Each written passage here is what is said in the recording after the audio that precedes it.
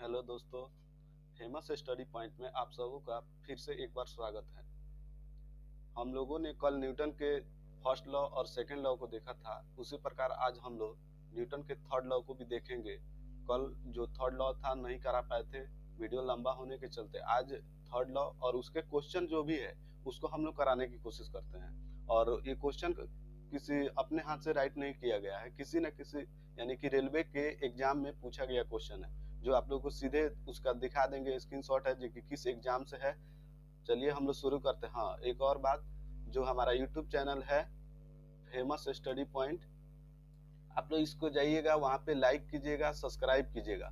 हाँ, bell icon को जरूर दबाइएगा, क्योंकि बेल आइकन अगर आप दबाते हैं तो वीडियो का नोटिफिकेशन सबसे पहले आपके पास पहुंचेगा, और जितना जल्दी दबाइएगा उतना जल्दी पहुंचेगा। चलिए हम लोग आगे बढ़ते हैं। आज के क्लास को आगे बढ़ाते हुए न्यूटन के थर्ड लॉ को पहले समझने की कोशिश करते हैं, उसके बाद हम लोग क्वेश्चन को डिस्कस भी करेंगे।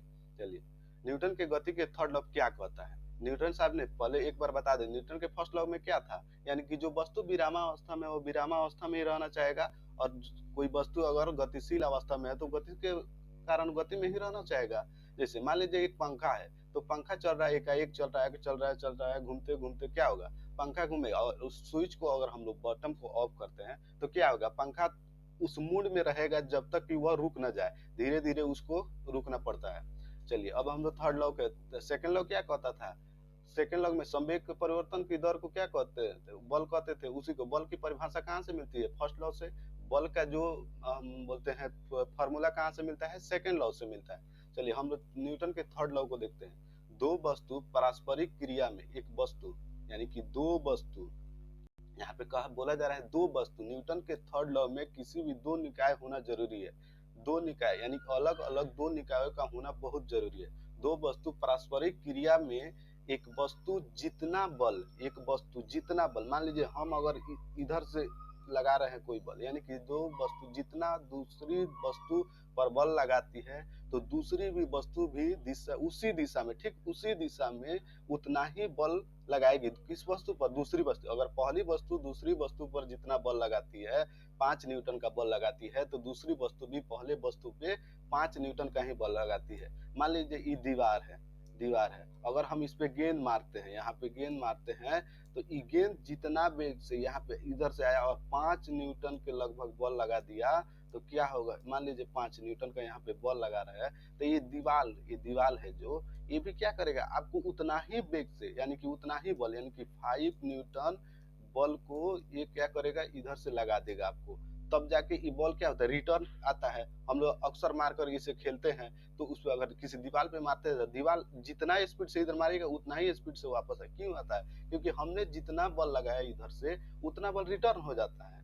चलिए अब कह रहा है, अर्थात हम कह सकते हैं प्रत्येक क्रिया के बराबर परंतु विपरीत प्रतिक्रिया होती है, परंतु विपरीत दिशा में प्रतिक्रिया होती है। इस नियम को प्रतिक्रिया का बल भी कहते हैं, या क्रिया प्रतिक्रिया बल भी कहते हैं। इसको क्रिया क्रिया प्रतिक्रिया बल भी कहते हैं इसको, नहीं।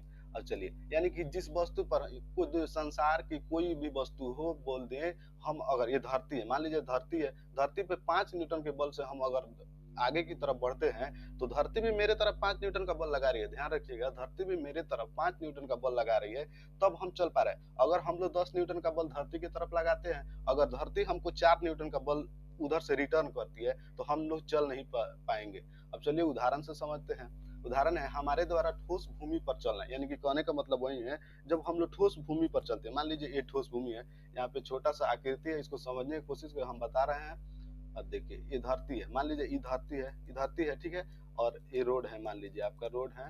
तो क्या होगा, ये धरती इधर से रिटर्न कर रही है, और इधर से देखिए इसका पैर है, मान लीजिए पैर की तरह ये धरती को तरफ माने कुछ बल लगा रहा है, तो क्या होगा, धरती भी इसको उतना ही बल से लगाएगी, तो अब ना जाकर ये दोनों बल बराबर, तब इसको आगे की तरफ चलने की कोशिश मतलब कि सफल हो पाएगा। नहीं तो ये लगाए 10 न्यूटन, ये लगाए 2 न्यूटन का बल, तो ये चल नहीं पाएगा। यानी कहने का मतलब है, हम जिसके तरफ जितना बल लगाते हैं, वह मेरे तरफ भी उतना ही बल लगाएगा, ठीक है, उतना ही बल लगाएगा, ठीक है। अब उसके बाद देखिए, अब कह रहा है रेत पर चलना कठिन होता है। रेत पर चलना कठिन क्यों होता है, अक्सर हम लोग जाते हैं रेत का मरुस्थल में, देख लीजिए वहाँ पे बालू ही बालू, ऐसे ऐसे ऐसे ऐसे ऐसे पूरा बालू रहता है। तो क्या होता है, रेत पर हम लोग चलते हैं, अगर एक पैर हम यहाँ पे डालते हैं और दूसरा पैर फिर डालते हैं तो क्या होगा, ये रेत पर अगर हम बालू मतलब है वहाँ पे अगर पैर डालते हैं तो क्या होता है, हम जो बालू होता है ना ढीला रहता है और ठोस रहेगा, तब ना ज्यादा बल जितना लगा रहे हैं उतना फेंकेगा।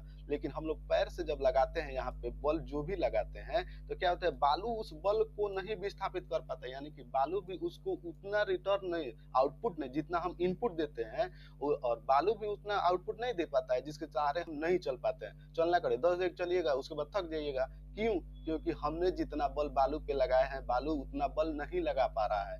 तो यह क्या हो गया, सेकंड थर्ड लॉ का उदाहरण हो गया। अब चलिए, तैराक द्वारा पानी में आसानी से, यहाँ पे गाजा हुआ है, यानी कि जो हमारे पीडीएफ राइटर है मनीष कुमार, वो इसको थोड़ा गलती कर दिए हैं, ठीक है, इसको घास दे रहे हैं। यहाँ पे लिखा है तैराक द्वारा पानी में आसानी से तैरना, यानी कि जब तैराक पानी में तैरता है, दोनों हाथों को ऐसे ऐसे चलाता है, तो क्या होता है, तैराक जितना बल पानी पर लगाता है उसको इधर टगेलता है, ऐसे ऐसे अगर करेगा तो उसको जितना पीछे की तरफ खींचता है तैराक, तो क्या होता है, तो पानी भी उसको उतना ही न्यूटन बल से, यानी बल से आगे की तरफ धक्का दे, जिसके सहारे वो आगे की तरफ चला जाता है हमको। अब चलिए, ये तीनों नियम आप लोग समझ, तीनों उदाहरण को समझ चुके होंगे। चलिए, अब मेरा क्वेश्चन है आपसे, आपको इसका आंसर कमेंट बॉक्स में जरूर देना है। देखते हैं कितने लोग इच्छुक है इस क्वेश्चन का आंसर देने के लिए। और जब तक आप लोग कमेंट नहीं कीजिएगा तब तक मोटिवेट नहीं होगा आदमी। और जब आप कमेंट कीजिएगा तो एक अंदर से मोटिवेट, अपने तरफ एक अंदर से मोटिवेट होगा, तभी आपको पूरा वीडियो, मतलब नेक्स्ट वीडियो भी प्रोवाइड किया जाएगा। न्यूटन साहब ने गति के नियम दिया था ना, उस गति के नियम को प्रिंसिपिया नामक बुक में कब प्रकाशित किया। अब चलिए, इसको यहाँ पे लिखा है, आंसर भी लिख दिए होंगे, कमेंट बॉक्स में टाइप करें। यानी कि कहा जा रहा है कि आप वीडियो को अभी पॉज कीजिए, जाके एक बार क्लिक कीजिए, वीडियो पॉज होगा और कमेंट बॉक्स में आप लोग टाइप कीजिए कि न्यूटन ने प्रिंसिपिया नामक बुक को प्रकाशित किया कब, यहाँ पे ठीक है, कब प्रकाशित किया। अगर कल का वीडियो जो लोग देखे होंगे वो इसका जवाब जाहिर सी बात है कि दे सकेंगे। चलिए आगे देखते हैं। अब चलते हैं, हम पीवाईपी देख लेते हैं, यानी कि प्रीवियस ईयर पेपर देख लेते हैं, जो पिछले एग्जाम में पूछा गया है रेलवे के द्वारा। क्योंकि आने वाले ग्रुप डी के एग्जाम में अक्सर पूरा साइंस 25 नंबर का साइंस है, उसमें पूछा जाएगा। चलिए हम लोग नेक्स्ट देखते हैं, क्वेश्चन की तरफ बढ़ते हैं। चलिए क्वेश्चन की तरफ बढ़ते हैं। गति का दूसरा नियम किससे संबंधित है। और देखिए यहाँ पे पूछा गया ना, आरआरबी ग्रुप डी 30/10/2018 स्कॉलरशिप में पूछा गया है कि गति का दूसरा नियम, गति का दूसरा नियम, गति का दूसरा नियम डॉट डॉट से, कल जो पढ़े होंगे वो बता सकते हैं। क्योंकि गति के दूसरा नियम किसका है, संवेग, सीधे सी बात है भाई, कहता है जो कि संवेग परिवर्तन की दर को बल को, सेकंड नियम में क्या है, संवेग परिवर्तन की दर को बल, यानी कि संवेग में परिवर्तन, सीधे उसमें लिखा ही गया था कि संवेग परिवर्तन, संवेग परिवर्तन। तो जैसी बात है, यहाँ पे संवेग है तो संवेग हो जाएगा आंसर। अब चलिए नेक्स्ट क्वेश्चन है, समीकरण F बराबर m है, हमने कल लिखा था ना कि F बराबर m किस न्यूटन के किस लॉ से मिलता है, तो सेकंड लॉ से। जो पढ़ाया जा रहा है वही पूछा भी जा रहा है। देखिए आरआरबी ग्रुप डी है, हमने कोई सेट थोड़े किया है क्वेश्चन, ये जब दिया है क्वेश्चन आरआरबी वालों ने तो यहाँ पे पढ़ाया जा रहा है। देखिए F बराबर ma को न्यूटन के डॉट डॉट नियम के रूप में जाना था, सेकंड लॉ के नियम से हमने पढ़ा, सेकंड लॉ में F बराबर ma को सिद्ध किया जाता है। अब बल की परिभाषा कहाँ से मिलती है, बल की परिभाषा कहाँ से मिलती है आप लोग बताइएगा हमको कमेंट बॉक्स में, किस नियम से, third law, second law, first law. Question number 1 comment में लिख दीजिएगा, नहीं क्वेश्चन नंबर पीछे जो था वो 1 हो गया, इसको 2 में करके लिख दीजिएगा आंसर, हम समझ जाएंगे। 1 में आपको क्वेश्चन हो गया, वीडियो वाला क्वेश्चन था ना, यहाँ पे लिख देते हैं हम 1 हो गया। यहाँ पे आप आ जाइए, अब 2 नंबर क्वेश्चन हो गया आपको,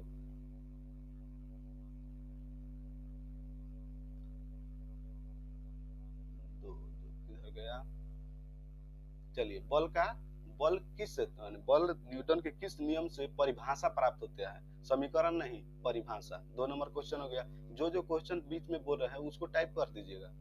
चलिए नेक्स्ट क्वेश्चन है, निम्नलिखित में से कौन सा कथन गलत है। अब देखिए इतना बड़ा क्वेश्चन है, आप देखिए कितने सेकंडों में सॉल्व कर रहे हैं। अगर आप न्यूटन के third law, first law, second law को पढ़े होंगे तो। जब देखिए, जब एक बस अचानक रुकती है तो बस में बैठे, जब एक बस अचानक रुकती है तो बस में बैठे एक यात्री को पीछे की ओर झटका लगता है, ठीक है, पढ़ लिए। अब पढ़िए, दूसरा पढ़िए। एक व्यक्ति चलती बस से कूदता है तो वह गिर जाता है, ठीक है, गिर जाता है, ठीक है। जब एक घूर्णन करता हुआ पंखा बंद हो जाता है तो वह कुछ समय तक घूमता रहता है। अभी ऊपर बताए हैं, जब एक घूर्णन करता हुआ पंखा बंद हो जाता है तो एकाएक वह घूमता रहता है, आगे की तरफ चलता रहता है। जब एक बस अचानक रुकती है तो बस में बैठे यात्री को आगे की ओर झटका लगता है। अब आप लोग इस चारों को देख लीजिए, ठीक है। तो देखिए यहाँ पे कह रहा है आगे के, अब इसका देखिए आंसर कैसे छटेगा। आंसर देखिए कैसे छटेगा। एक व्यक्ति चलती बस से कूदता है तो वह गिर जाता है। जाहिर सी बात है गिर जाएगा, ट्रेन से कल ट्रेन का उदाहरण दिए थे, जो आगे की तरफ गिरेगा तो गिर जाता है। अगर नहीं गिरना चाहता है तो उसको आगे की तरफ चलना रहेगा। क्यों? गति, यानी गति को बनाए रखना है। तो ये तो आंसर नहीं, ये तो सही है, ये सही है। तो यानी कि यहाँ पूछ रहा है गलत कौन है, यह सही है, तो ये तो आंसर नहीं होगा, सही है ये। कहता है जब एक घूर्णन करता हुआ पंखा को बंद किया जाता है तो कुछ समय घूमता रहता है। क्यों? अपने गति अवस्था को प्राप्त करने के लिए वह घूमता रहता है। तो ये भी ठीक है, सही है।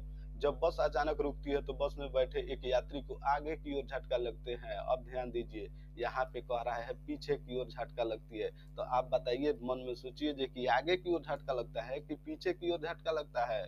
पीछे की ओर झटका लगता है। अरे भाई आगे की ओर झटका लगता है। क्यों? क्योंकि यह समतल धरती है और ये धरती है, ये बस से आप कूद रहे हैं तो आपको क्या होगा, ये धरती तो विरामावस्था में है, आप किस अवस्था में है, आप मूवमेंट अवस्था में। तो जाहिर सी बात है आगे जाइएगा, धरती आपको पीछे खींचेगी तो गिरिएगा। तो यानी कि आगे की ओर झटका लगता है। तो यहाँ पे आगे की ओर, ये भी सही है। तो हमारा राइट आंसर क्या होगा? ई गलत है। हो गया ना? चलिए आगे बढ़िए। आशा है कि आप मेरे कॉन्सेप्ट से संतुष्ट होंगे। अगर संतुष्ट है तो कमेंट बॉक्स में जरूर लिखिएगा। निम्नलिखित में से कौन सा कथन न्यूटन के गति के तीसरे नियम के लिए सही है? यहाँ कह रहा है सही। अब सुनिए, बल एक ही निकाय पर लागू होता है। अरे बाबू नहीं, दो नियम पर, क्योंकि थर्ड नियम कहता है कि किसी दो वस्तुओं पर लगने वाले, यानी कि हम उस पे लगाए तो वो मेरे तरफ भी लगाए। बल एक निकाय पर विपरीत दिशा में है, एक निकाय पर हो ही नहीं सकता है कि उसके विपरीत दिशा में लागू हो। बल दो निकायों पर लगता है, बल दूरी पर नहीं। ये इसका तो कोई मतलब ही नहीं है। तो ये अब क्या होगा, इसका भी कोई मतलब, एगो निकाय कर रहा है, एगो निकाय इसमें करे, काटते जाइए। अब कर रहा है बल अलग अलग दो, यानी कि अलग अलग कह दिया तो दो निकाय हो गया ना। निकाय पर विपरीत दिशा में लगाता है। जब भी विपरीत के नाम सुनिएगा तो सीधे थर्ड लॉ, या किस नियम के थर्ड लॉ पे भी चला गया। हो गया, आगे बढ़िए। जब एक नाविक आगे की दिशा में कूदता है तब नाव पीछे की तरफ हट जाता है। यह उदाहरण के कौन से नियम को दर्शाता है? जाहिर सी बात है, अब समझ में आ गया। इतना क्वेश्चन करने के बाद आप लोगों को बुझा गया होगा कि इसका आंसर क्या होगा। क्या होगा? जब नाविक आगे की दिशा में चलता है तब नाव पीछे की तरफ, आगे पीछे बात हो रही है विपरीत, यानी कि आगे पीछे विपरीत की बात हो रही है। तो क्या थर्ड लॉ होगा ना? तो थर्ड लॉ इसका तीसरा नियम आंसर हो जाएगा। क्यों? जब हम क्या करें, जब नाविक आगे की दिशा में कूदा, ये मान लीजिए यहाँ पे नदी का तट है, नाव पीछे की, यानी कि ये नाव है और इस पे बैठा है। ये अगर आगे की तरफ जाएगा तो क्या होगा, इसके पैरों द्वारा बल किस पे लगेगा? नाव पे। नाव पीछे, आप आगे चले जाइएगा, ठीक है। अब चलिए नेक्स्ट क्वेश्चन। दोनों वस्तुओं के मध्य का बल हमेशा बराबर और विपरीत होता है। यह विचार न्यूटन के किस नियम के? बोले है ना, जहाँ पे विपरीत विलोम कुछ भी आ जाए इसको भाड़ दीजिए ना। साहब यही विपरीत विलोम जो भी कह दे तो इसमें कोई बेशक जे थर्ड लॉ होगा, बेशक। यानी कि इसमें कोई संदेह नहीं है जे कि हम थर्ड लॉ मार के आए और सही नहीं हो। यानी कि न्यूटन का, आपका न्यूटन का गति का तीसरा नहीं, अरे मारना इसी पे होगा, ठीक है। दोनों वस्तुओं का बल हमेशा बराबर और विपरीत होता है। यह विचार न्यूटन के थर्ड लॉ के नियम से। थर्ड लॉ सीधे कहता है कि हम किसी वस्तु पर बल लगाते हैं तो वस्तु भी हमारे तरफ उतना ही जोर से बल लगाएगी। चलिए आगे बढ़िए। जब बंदूक से गोली छोड़ी जाती है तो बंदूक विपरीत दिशा में, अरे यार मारो विपरीत दिशा, देखो और मारो। एक बार थर्ड लॉ न्यूटन के तृतीय नियम, इसमें सोचना नहीं है, बोल दिए ना विपरीत दिशा यानी कि थर्ड लॉ। अब चलिए नेक्स्ट क्वेश्चन। तेज गति से आने वाली क्रिकेट की गेंद को पकड़ते समय एक क्षेत्र रक्षक अपने, यानी क्षेत्र रक्षक का मतलब हुआ कि फील्ड में कौन रहता है? तो खिलाड़ी रहते हैं। क्या क्षेत्र को, अपने क्षेत्र को, एरिया को बांधे रहता है। अपनी वस्तुओं को अपनी बाहों से पीछे की ओर क्यों करता है? कल एक उदाहरण दिए थे कि क्रिकेट के द्वारा, यानी कि खिलाड़ियों के द्वारा बॉल को आसानी से रोकने के लिए क्या किया जाता है? यानी कि समय को बढ़ाओ, बल को घटाओ। यानी कि समय को, यानी कि जब देखो पी बराबर क्या होता है, संवेग में परिवर्तन की दर, यानी कि एम वी, या कहो पी बराबर संवेग, ये होता है बल, एक बार और समझ लीजिए, बल बराबर क्या होता है P बटा T हो जाएगा, यानी संवेग में परिवर्तन। दर मतलब होता है समय। तो ये देखिए समय को बढ़ाइए, यहाँ से आइए, समय को बढ़ाइएगा तो क्या होगा, बल एकाएक घट जाएगा। ए बाबू जब बल घट जाएगा तो क्या होगा, जब बल घट जाएगा तो क्या होगा, चोट कम लगेगा। कल भी बताए थे। तो देखिए क्या कर रहा है, बाहों के पीछे, क्योंकि वो घबरा गया है, वह पागल, ये नहीं होगा, घबरा गया है। घबराने से क्या मतलब है, बॉल आएगा तो वो रोकने के लिए उसको प्रयास किया गया है, आप जाइए रोकिए, तो घबराएगा क्यों, ये तो होगा नहीं, क्योंकि इससे गेंद को लक्ष्य बनाने में मदद मिलती है। ऐसा कोई बात नहीं है जो कि तो साइंस का काम ही नहीं है जो लक्ष्य बनाने का काम, क्योंकि वह लंबे, एक सेकंड इसको इरेज कीजिए, मिटा देते हैं। अब देखिए थर्ड थर्ड क्या कहते हैं, क्योंकि वह लंबे समय तक कम बल अनुभव करता है। आ गया आंसर, कम बल अनुभव करता है, यानी कि जब वो क्या कहता है पीछे की तरफ खींचेगा, तब जाहिर सी बात है बाबू, अगर हमारा हाथ ये है, हम यहाँ पे पीछे करके हाथ को रोके, तो यहाँ से यहाँ आने समय बल माने जो समय है वो ज्यादा लगा ना, तो ज्यादा समय लगेगा। तो बताए थे ना इधर ई वाला सिस्टम, जो कि जब ज्यादा समय लगेगा तो बल कम लगा, बल कर रहा है क्योंकि वह लंबे समय तक कम बल अनुभव करता है। तो क्यों करता है, क्योंकि उसने अपने हाथों को पीछे खींचा है, समय कम लगा तो बल भी कम अनुभव करेगा। आंसर, राइट आंसर क्या हो जाएगा, यही हो जाएगा, क्योंकि इसे उससे सतर्कता मिलती है, ऐसा कोई बात नहीं है। चलिए यहाँ पे क्वेश्चन नेक्स्ट क्वेश्चन खत्म हो चुका है, ठीक है, यही क्वेश्चन डाला गया है, ठीक है। अब आप लोग देख लीजिए, एक बार रिवीजन भी करा देते हैं, क्योंकि पढ़ने से ज्यादा रिवीजन की आवश्यकता पड़ती है।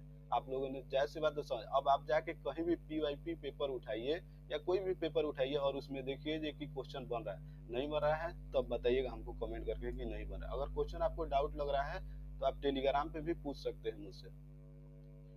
चलिए आगे देखिए, क्वेश्चन को क्या दो, अब देखिए थर्ड लॉ को समझ ले रहे थे एक बार। दो वस्तुओं की पारस्परिक क्रिया में एक वस्तु जितना बल दूसरी वस्तु पर लगाती है तो दूसरी वस्तु भी विपरीत दिशा में उतना ही बल लगा देगी दूसरी वस्तु पर, अर्थात प्रत्येक क्रिया के बराबर विपरीत प्रतिक्रिया होती है। इसे कौन सा नियम कहते हैं, क्रिया प्रतिक्रिया बल नियम भी कहते हैं। उदाहरण देखिए, हमारे द्वारा ठोस भूमि पर चलना, यानी कि जब हम भूमि पर चलते हैं, एक सेकंड, यानी जब हम भूमि पर चलते हैं तो हमारे पैरों द्वारा जितना बल भूमि के ऊपर लगाया जाता है उतना ही बल भूमि भी हमारे पैरों पर लगाती है, जिसके सहारे हम चल पाते हैं। रेत पर चलना कठिन क्यों होता है, कठिन होता है, रेत पर चलना कठिन होता है क्योंकि हम जितना बल बालू में लगाते हैं, बालू उतना बल हमको आउटपुट नहीं दे पाता है, जिसके सहारे हम नहीं चल पाते हैं। तो इससे थर्ड लॉ हो गया, तैराक द्वारा पानी में आसानी से तैरना, यानी कि तैरना, ठीक है। तो तैराक द्वारा क्यों तैरता है, क्योंकि वो पानी को ऐसे अपने पीछे ढकेलता है, पानी को ढकेलता है। अब पानी यहाँ पे है, पानी कहता है कि क्यों ढकेल रहा है बाबू, इसके विपरीत मारो, इधर से वो भी मारता है, अपना पूरा बल आता है, तो ये क्या होता है, अपने संतुलन को बनाए हुए आगे की तरफ बढ़ जाता है, ठीक है। अब चलिए न्यूटन, अब ये आपको क्वेश्चन कमेंट में जरूर ही टाइप करना है। चलो आगे बढ़ते हैं, PYP पेपर लगाइए आप। गति के दूसरा नियम किससे संबंधित, संवेग से संबंधित है। आपको दूसरा नंबर क्वेश्चन क्या दिया, बल का परिभाषा किस नियम से प्राप्त होता है। अब चलिए ये हो गया, फर्स्ट लॉ हो गया आपको, एक सेकंड PDF खोल जाने दीजिए। अब निम्नलिखित में से कौन गलत है, जब बस अचानक बनी, बस में जब भी आगे भी कूदिएगा तो आपको आगे की तरफ झटका लगेगा, न कि पीछे की तरफ लगेगा। हो गया। अब नेक्स्ट आइए, जब एक नाविक आगे की दिशा में पीछे की तरफ हटता है, यानी कि आगे पीछे की बात है, तो तीसरा नियम हो जाएगा। अब चलिए, दो वस्तुओं के मध्य का बल हमेशा बराबर और विपरीत होता है, यह विचार किसने दिया था, न्यूटन के थर्ड लॉ से मिलता है, विपरीत दिशा हो गया। नेक्स्ट, जब बंदूक की गोली जाती है तो विपरीत दिशा खाली देखकर मारना दीजिए, हो जाएगा आंसर न्यूटन गति का थर्ड लॉ। तेज गति से आने वाली क्रिकेट गेंद को पकड़ते समय क्षेत्र रक्षक यानी कि खिलाड़ी प्लेयर अपनी बाहों को पीछे की ओर क्यों करता है, क्योंकि वह समय ज्यादा लेना चाहता है और बल को कम अनुभव है। बल ज्यादा ही लेगा तो गेंद छूट जाएगी हाथों से, तो इसीलिए बल समय ज्यादा लेता है बल कम अनुभव करने के लिए। चलिए यहाँ पे क्वेश्चन समझता है, ओके। चलिए हम यहाँ पे वीडियो को खत्म करते हैं और चलिए फिर कल नेक्स्ट वीडियो, आप लोग बताइए जो कौन सा टॉपिक कल पढ़ना चाहेंगे, ठीक है। Okay, thank you, have a nice day, thank you.